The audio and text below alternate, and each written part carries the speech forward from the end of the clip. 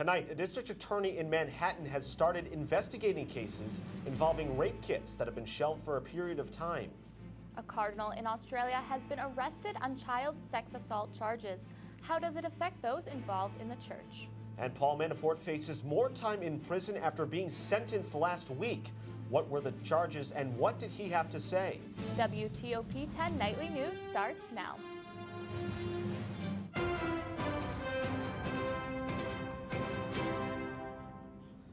Good evening and welcome to WTOP 10 Nightly News. I'm Seth Prevertill. And I'm Jessica Kislek.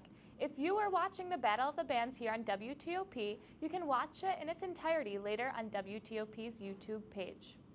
Our top story tonight, 1 week after he was given a 47-year jail sentence for fraud, Paul Manafort now faces an additional 43 years in prison. The former Trump campaign chief's sentence has come on the heels of a new information stemming from ongoing investigations into the relationship between Russia and the Trump campaign. Earlier today, Manafort was also faced with additional crimes in the state of New York, such as residential mortgage fraud.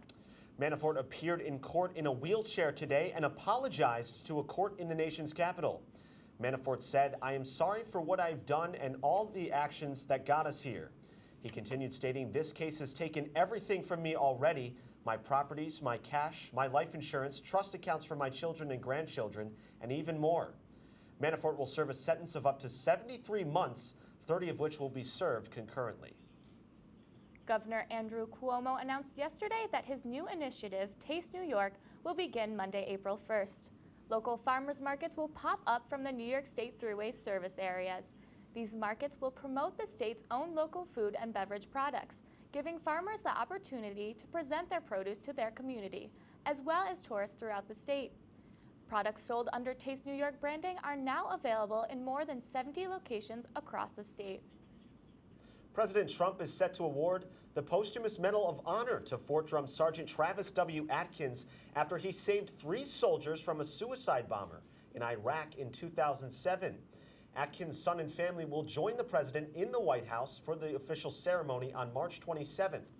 This will be Atkins' second award after being awarded the Distinguished Service Cross in 2008.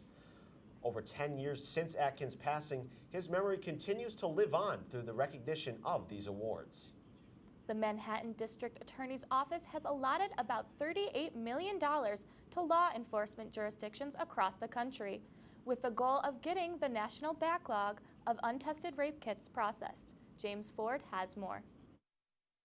He got prosecuted last year, and so he's been in there for a year now, but he got 7 years.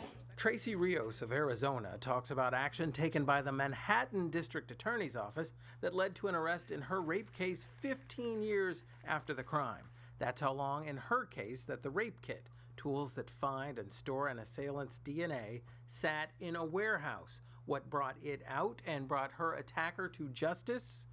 You're looking at the answer. By not testing these rape kits, what you are saying to the victims is what happened to you doesn't matter. Manhattan DA Cy Vance decided to use $38 million seized in bank fraud cases, get the federal government to match it, and then some. They got 55,000 backlogged kits tested, leading to 186 arrests, 165 people prosecuted, and 64 convictions. It helped move my story and see the truth in it. Maisha Sudbeck's attacker, Nathan Loeb, is one of those convictions. Her rape kit had sat idle for 5 years. And to know that I could catch him and do my part and not be silent anymore was huge. The changes are big, but there's more work to do. But I'm not a survivor. I'm a hero. I caught him. Tawana James still bears scars of where her accused sex attacker slashed her fingers 2 decades ago. She recently got him arrested, but her case underscores how much work still has to be done, even while so much has been done. We have solved New York cases with kits tested from Florida, Michigan, North Carolina, Texas, Pennsylvania. Vance says that he plans to meet with other district attorneys in the state in hopes to shed more light on the issue. More hearings will be expected in the coming months. Over 150 families have been left without a place to live after a massive fire occurred at Yonkers apartment building Tuesday evening. Officials say that the flames broke out shortly before 6 p.m. on the 6th floor of the building and grew from there. No one was injured, and the Red Cross has set up a shelter at Roosevelt High School. Investigators are still working to determine what caused the fire. A Syracuse man who stole a AAA tow truck has received a 24-year sentence today. Homeless man Christopher Ricks, who is diagnosed schizophrenic, stole the truck and proceeded to drive recklessly. Law enforcement was forced to fire bullets into the truck's windshield as Ricks aimed for the police. Ricks apologized in court for injuring officers during this reckless drive, deemed by the court as a, quote, instrument of death. Rick's lawyer told the court that he is controlled by a disease that he cannot control. After using new trails at the Greene County Ski Resort, 3 skiers have died in a span of less than 2 months. The latest incident at Hunter Mountain occurred this past weekend when a New Jersey man lost control on the newly opened Twilight Trail. Resort spokeswoman Katie O'Connor says the resort is completely devastated by the 3 deaths. According to O'Connor, state police and the Greene County Sheriff's Office have investigated each incident. O'Connor says slope and trail configurations were not factors in any of the 3 deaths. Homeless and broke isn't the best start most people would want to help them get into college. One New Jersey student overcame many challenges in order to decide where to go to school. Ali Bauman gives us the whole story.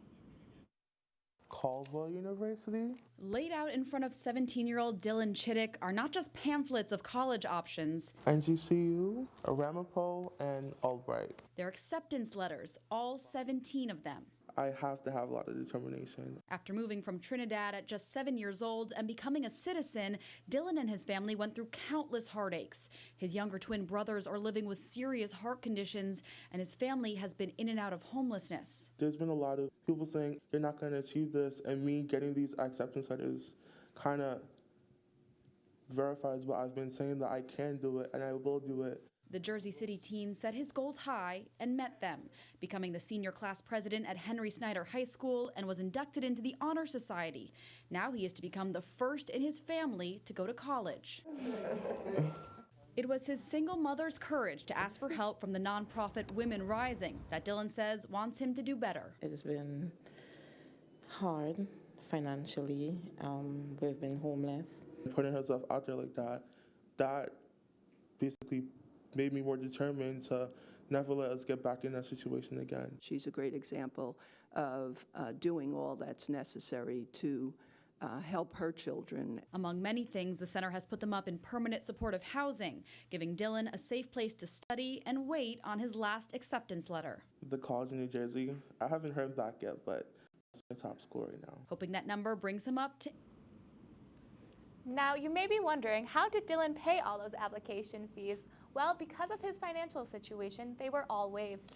Coming up later tonight, an Australian cardinal is going to jail for sexual assault. And President Trump decides to ground the Boeing 737. But first, let's take a quick look at the weather with Storm Team 10 meteorologist Khalil McIver. Khalil, how's the weather going to be tonight? Honestly, it's looking not too bad compared to what we've been dealing with the past couple of weeks. You know, with all the snow and ice, it's not looking too bad. But as far as tonight's concerned, you know, you can see, look, our temperatures across the region a little colder to the north of us, like around Watertown, 35 degrees. Here in Oswego, 42, and in Fairhaven, around 40 degrees. But as far as our radar and satellite is concerned, we have some rain and snow in the area, but it's not reaching the ground. It's evaporating. But as far as that whole wintry stuff is concerned, it could be a change, major change in the coming days. I'll have more for you after the break. 30 seconds.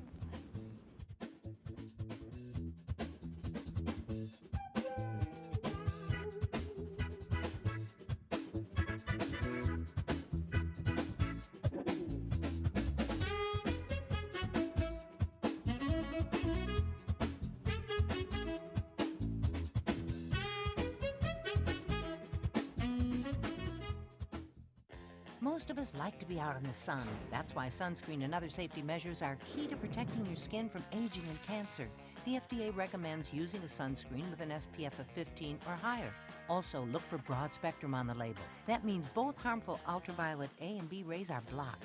Remember, SPF plus broad spectrum equal healthy fun in the sun. Visit www.fda.gov/sunscreen for more information. A message from the U.S. Food and Drug Administration. I'm a lot more confident and a lot more sure of my abilities. At Oswego is where I've really found myself and became the person I am. You work hard and you play hard. I love the environment of SUNY Oswego.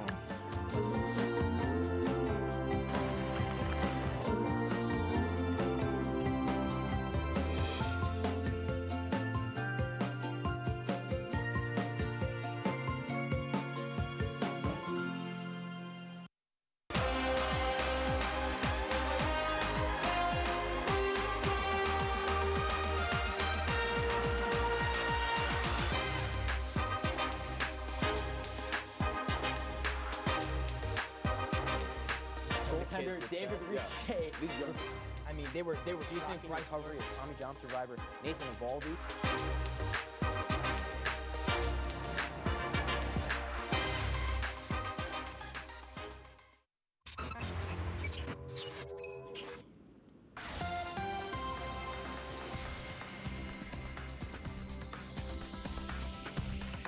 Welcome back to WTOP. I'm Storm Team 10 meteorologist Khalil McIver for the weather here on Wednesday night. Current temperatures across the region are hovering around the 40-degree mark here in Oswego. A little farther north towards the North Country in Watertown, 35 degrees. But something to take note of is we have a 50 degrees here down in Jamestown, and as well as in the national picture. Take a look at these temperatures to the south of us. 67 degrees in Dallas, 64 in Oklahoma City, and as we kind of look around us, it's approaching us. And the main reason is that we have this major low-pressure system spinning up in the Midwest, providing a lot of rain showers and thunderstorms, and which will be affecting us as we kind of move closer to here. Though not much around, though as far as where weather's concerned around here, we have some rain showers that aren't reaching the ground and not being reported. So what do we have here in terms of the weather headlines? Spring is going to arrive early, at least for a few days over the next couple of days, and then as we head towards the weekend, we have a bit of a rainy start. And then, unfortunately, winter returns before we can actually begin spring. But it begins to quiet down as we head towards next week. So let's time things out here with the futurecast here as we head towards the overnight and Monday morning, 37 degrees in Oswego. And then as we head towards the afternoon, take a look at these temperatures, 62 in Fairhaven, 63 in Phoenix. That is spring-like if I've ever seen it. We could actually possibly push 60 degrees if the winds are strong enough. But as we head towards the overnight, we can see that we have an area of rain kind of moving its way into the region, a chance of maybe a rumble of thunder. And as we head towards Friday, still another chance of a rumble of thunder as well. So what do we have here for tonight? 37 degrees, cloudy with the wind out of the southeast at 5 to 10 miles per hour. And then tomorrow, it's definitely feeling spring-like with winds out of the southeast at 10 to 15 miles per hour. As I said before, we could even possibly push 60 if the winds are strong enough. And then tomorrow night, showers with a chance of maybe like a rumble of thunder with winds out of the south at 15 to 20 miles per hour. And note how the temperatures don't really drop overnight. So here's your 7-day forecast, and looking into the break is their 7-day. Thursday, tomorrow's feeling very spring-like, 57 degrees. Friday, pretty much the same story with a bit of a rain and a chance of thunder. Saturday into Sunday, with Sunday being St. Patrick's Day, we're cooling down and we're back to winter. Monday through Tuesday, much more quieter, but Wednesday, we're warming back up. We'll have more news and sports for you after the break. You're watching WTOP.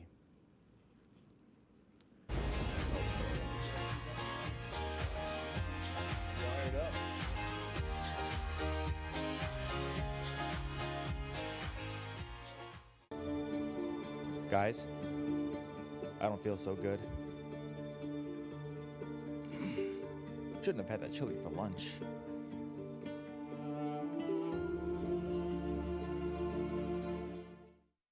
When you were in space, place. You can't run down to the store to buy parts. You have to improvise with what you have on your mission. Making is when there is something new that was not in existence at the beginning of the day. Okay. It's an incredible sense of accomplishment when you have made something. That's why I make. Now I want to hear why you make. Share your own Why I Make story today. Visit whyimake.org.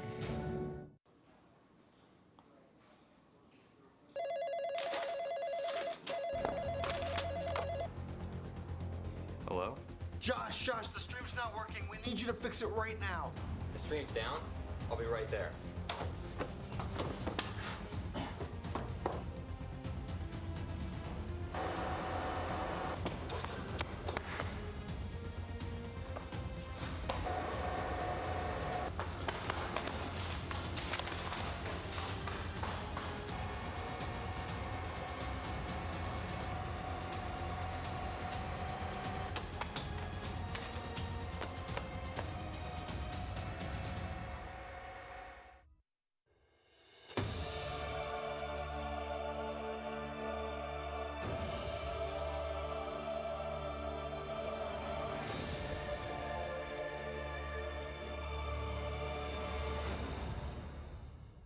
And welcome back to WTOP 10 Nightly News. The California death penalty has been halted after Governor Gavin Newsom issued a moratorium on executions. The governor also issued a reprieve for over 700 inmates on death row. Newsom says the death penalty is inconsistent with our bedrock values. The governor does not have the power to abolish the legislation permanently. A repeal would require the popular vote in the 2020 elections. Over 900 people have been sentenced to death in California since 1978, but only 13 have been executed. There have been no executions since 2006. A three-story building with the school on the second floor collapsed this morning in Lagos, Nigeria. Lagos State Governor Akintomi Amboti visited the scene and said he fears many students and residents are trapped in the building. At least 8 people were killed and 37 people have been rescued, including 6 children who were pulled out of the rubble. All rescued are receiving medical attention. President Trump has announced an emergency order to suspend Boeing 737 MAX planes from flying after the Ethiopian Airlines crash that killed 157 people. The Federal Aviation Association says new evidence and refined satellite data are the reasons for the decision. The flight behaved similar to the Lion Air crash over Indonesia in October. The UK, European Union, China, India, and Australia have all suspended the aircraft from flying. The president says all Boeing MAX planes are grounded until more information is found regarding the Ethiopian plane crash. Police are searching for a man in Phoenix, Arizona, who they say shot 3 men and kidnapped his girlfriend. 24-year-old Edison Jesus Noyola broke into an apartment and shot 2 men, then broke into another apartment to kidnap his girlfriend, Andrea Lou Dixon. Noyola then shot another man who is in critical condition. Police believe Noyola will harm Dixon and himself. The search is still underway, and Noyola is considered armed and dangerous. It's Judgment Day for the most senior Vatican official found guilty of sexual abuse. Cardinal George Pell found out his fate Tuesday. John Lorink reports. A man who served in the Catholic Church for decades, now seen in a different light. You're filth. You're the devil. You're evil. You're a monster. Cardinal George Pell handed a 6-year prison sentence for sexually assaulting 2 choir boys during the 1990s. Chief Judge Peter Kidd calling Pell's attacks, quote, breathtakingly arrogant. But the judge added that Pell was, quote, not to be made a scapegoat for any failings or perceived failings of the Catholic Church. And what does your client feel about the sentence he was handed? No comment. Is it a witch hunt? No comment. You be the judge. The 77-year-old must also be registered as a sex offender. Justice has been served. The truth has come out. I believe that because of today, the survivors and victims have been well served. But for some, the aftermath of the church abuse doesn't fade away. You know, we used to get the strap from some teachers and wrapped over the knuckles by others, but Brother Farrell would take you out, and what I now know was sexual abuse. He sexually abused me. Yeah, nightmares are pretty bad. You get pretty scared. still. I'm 55 and I'm still scared of nightmares. I'm John Lawrence reporting. Powell's lawyers say they will appeal the conviction. The Court of Appeal is scheduled to hear submissions in June. Coming up in sports, Brian Rudman. Hey Brian, can you give us a quick preview of what's going to happen this week? Of course, coming up after the break, I'll bring you up to date on what's been going on at the turf and the beginning of NFL free agency. All this and more coming up on the other side of the break. You're watching WTOP 10 Nightly News. We'll be right back.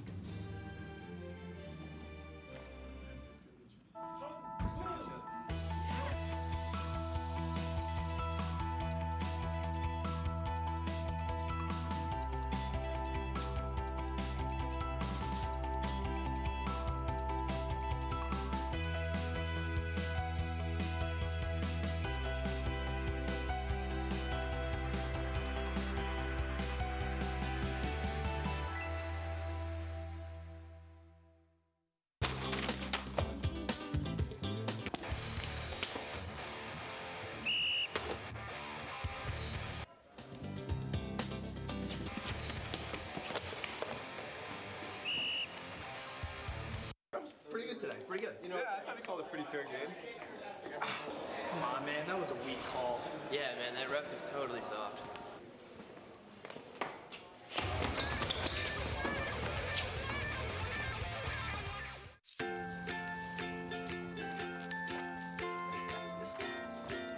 All right, crew, let's get started. Sure.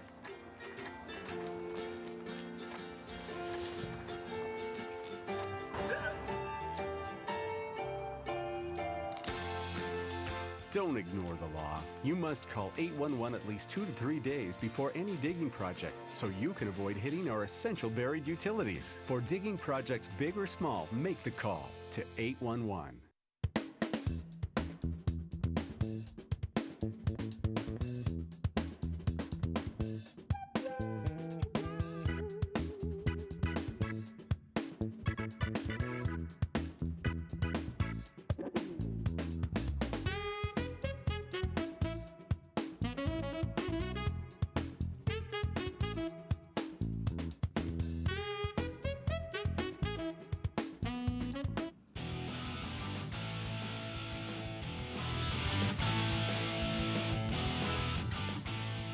Welcome back to WTOP 10 Nightly News. I'm Brian Rudman with your sports report.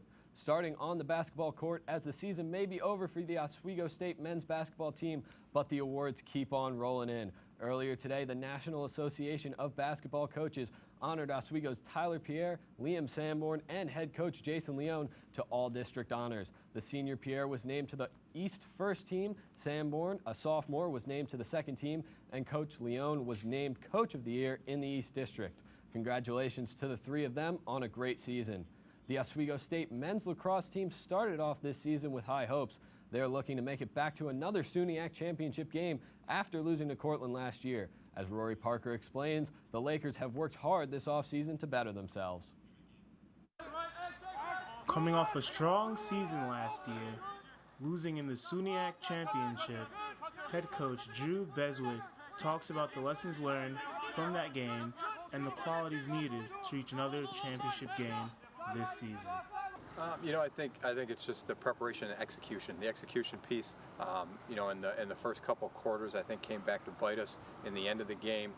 So I think guys maturing, understanding the moment, and making sure that we are executing at a really high level once we get to the postseason. Junior midfielder Tim Scoff, who led the Lakers with 23 assists last season while ranking second in total points with 32, talks about the goals for this season and how he plans on achieving the same accolades as he did last season. You know, just getting better every day, making sure I'm moving the ball quick, fast, and you know, guys getting me the ball and me finding the next person that needs the ball and to score. Junior attackman Kyle Bacon, who was a big part of the Lakers' success last season, having a career best 29 goals, which led the team, talks about the team's chemistry compared to last season. Chemistry hasn't really changed. We had a little rough patch, but we're getting better, and all the boys are just connecting on the field. The men's lacrosse team will be playing St. John Fisher at Rochester this Saturday at 12 o'clock and try to advance their record to 3-0. Roy Parker, Coming off a close win on Saturday, the Lakers plan on continuing their win streak against the undefeated Cardinals. Staying on the turf now, this afternoon the Oswego State women's lacrosse team hosted the St. Lawrence Saints. It was a 19-13 victory for the Lakers as they advanced to 3-0 on the season. The Lakers rebounded from an 8-6 halftime deficit with a 13-5 second half. Oswego got contributions from senior Bridget Reagan with 5 goals and from sophomore Cameron Sherman with 4 goals. The Lakers will return to action on Tuesday when they visit Utica College. Moving now to the NFL as free agency is quickly heating up. Earlier this morning, just after midnight, former Steelers running back Le'Veon Bell announced that he intends to sign with the New York Jets on a deal worth $52.5 million, 35 of which are guaranteed over 4 years. The running back last played in the AFC divisional round in the 2017-2018 season as he sat out last season due to contract dispute with the Steelers. Moving now to the ice as the Buffalo Sabres hosted the Dallas Stars last night in Buffalo. It was a 2-0 victory for the Stars as a perfect 35 saves on 35 shots for Dallas goalie Ben Bishop kept the Sabres off the board. For Dallas, it was Roop Hintz with 2 goals on the night, both of which came in the second period, the second of which came on the power play. With the loss, the Sabres fall to 30-9 on the season and move to 6th in the Atlantic Division. Now let's head out to Indiana where the Knicks faced off against the Pacers last night. Starting in the second quarter, it's going to be Emmanuel Mudiay fighting his way into the lane for the layup, fighting through the contact. Knicks up early. Now it's going to be a miss by Dennis Smith Jr., turning into a dunk by DeAndre Jordan. He posterized Miles Turner right there. Knicks up. Now the Pacers trying to fight back. It's going to be a miss by Thaddeus Young. The ball ends up in his hand. A beautiful behind-the-back pass leads to a Collison layup. Now in the second half, it's going to be Bogdanovich, 4-3, draining it, trying to extend that Pacers lead. They does at 9. Now it's going to be Miles Turner, top of the key, going to work, finding room for the layup, putting the Pacers up by 12 in the third. We'll move to the fourth now. It's going to be Bogdanovich again, this time fighting his way into the lane for the layup, extending that Pacers lead, but the Knicks would fight back, make it a close one. 4-point game now late, but it's going to be this Collison fader that's going to ice the game. Pacers win it 103-98. Pacers now 43-25 on the year. Knicks fall to 13-55. Yeah, it's just been a season to forget for the Knicks, for sure. Yeah, they're at the bottom of the conference. They're already eliminated. For Knicks fans, it's time to start looking towards the offseason. They got some cap space to get some free agents and look towards that draft. Well, Khalil, do you have any last update for us for the night? Other than it's going to be looking pretty nice tomorrow. So, like, if you are out tomorrow, be sure to enjoy it. It's not going to last too long. That's good. Spring is coming soon. But anyway, that's our report for tonight. Be sure to stay tuned for The Real Deal. Thank you for watching and have a great night, everybody.